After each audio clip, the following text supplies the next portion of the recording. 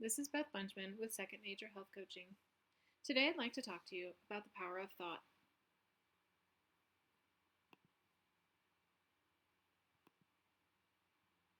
Are you all out of patience? Last Wednesday afternoon, my kids got out of school for the summer. We spent the afternoon with friends at the park, took a trip to the local ice cream store, and went to a softball game for my youngest child.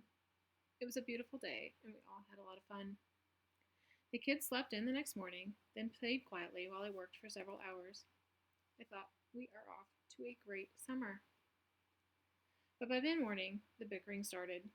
Work was not happening, and everyone was frustrated and crabby. I'll be honest, I went and hid in the bathroom.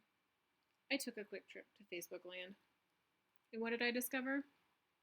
I discovered that I was not the only mom hiding out from her children while they fought over the most ridiculous of all things. In my case, it was a stolen chore. Yep, that's right. Child A did Child B's chore, and Child B was livid. Seriously? Yes, seriously. But what did I have that those other moms didn't? I had the knowledge of knowing that I had a choice to make. While the other moms were spiraling into depression and counting the number of days left of summer break, I turned to my gratitude practice and found hope and peace of mind. So what's a gratitude practice? Well, as I've learned how to be human and grown into my own sense of self, one thing I've learned is that everything in life is a series of choices. Yes, there's the great nature versus nurture debate, but in the end, we're all human and thereby have free will and the ability to choose the who, what, where, when, why, and how of how we live. Let me give you an example.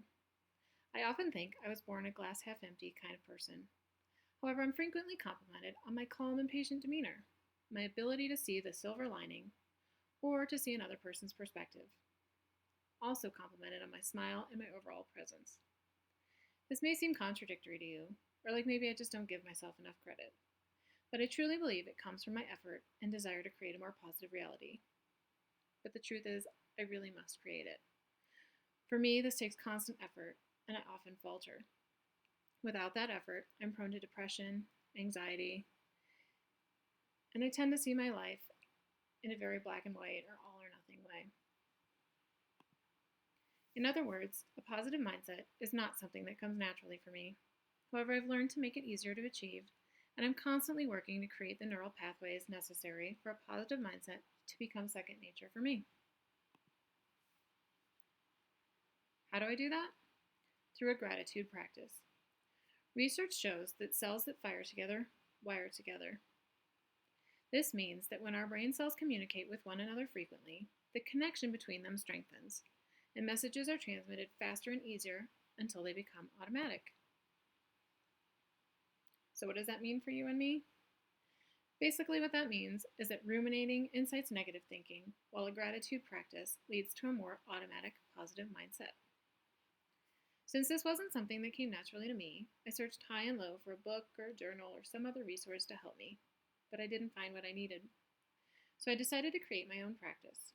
And now, after years of personal and professional use, I'd like to share it with you. See, the truth is, no matter what personal life stresses get you all bent out of shape or have you self-shaming or raise your blood pressure, the solutions are all the same. And with just a little practice, it really is easy.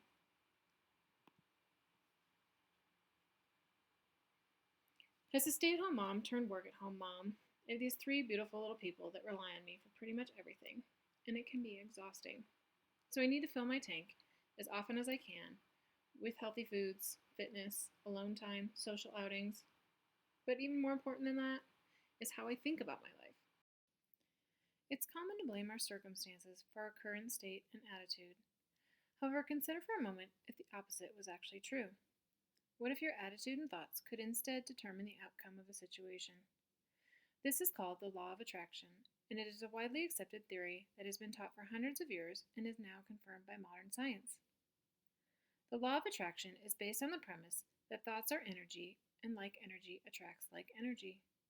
Therefore, you attract things and circumstances into your life that are in harmony with the current vibrational frequency of your life, which in essence means that you can indeed manifest the changes you want to see in your life, and your thoughts are key to creating your reality.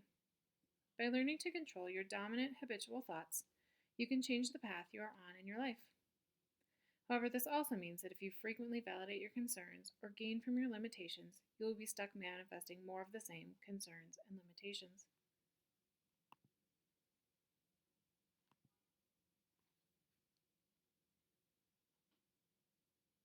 So, to begin altering your reality and creating a more positive future for yourself, try one of the following. Number 1, sighing. That's right. Big inhale, big exhale. Let go of everything and de stress. Number 2, look for signs of love everywhere you go. And number 3, cultivate amnesia. Let go of your assumptions, expectations, prior history, and experiences, and open your mind and your heart.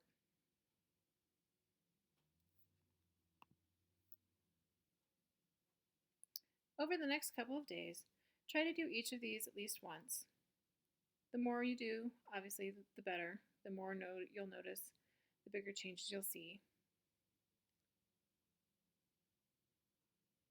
Notice how this makes you feel. And when you get a chance, visit me on Facebook and share your experience and ask questions. And when you're ready to take it to the next level, check back on my Facebook page or my newsletter, and I'll be posting lesson number 2 pretty soon, where I'll teach you my actual gratitude practice, the things that I do to create gratitude in my life.